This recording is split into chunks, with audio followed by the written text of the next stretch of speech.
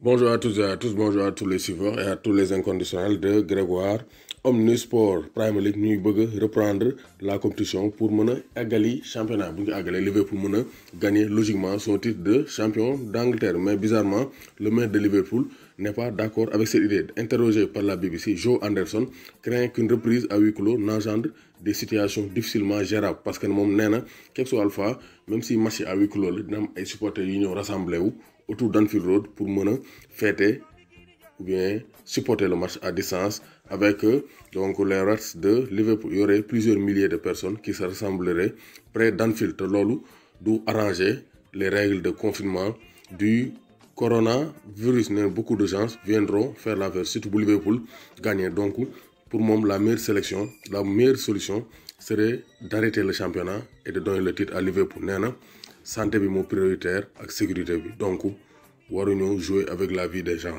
Nee na nañ arrêté championnat bi jox titre bi Liverpool muñ ba déwén. Donc lui il n'est pas d'accord pour une reprise du championnat anglais.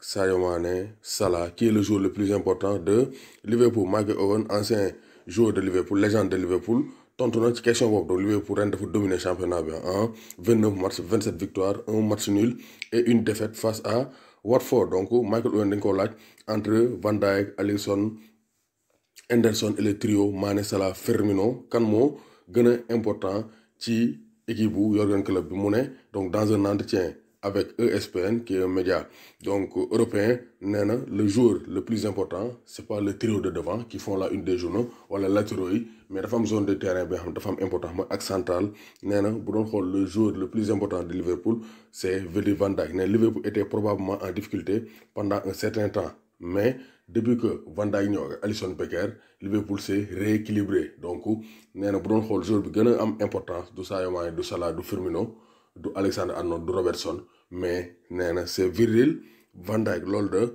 kii di Michael Owen wax sur un entretien, dans un entretien accordé à ESPN. Van Dijk, le joueur le plus important de Liverpool selon Michael Owen. Lan ngeen xalaat ci déclaration Owen yooyu par rapport au joueur le plus important des Reds de Liverpool?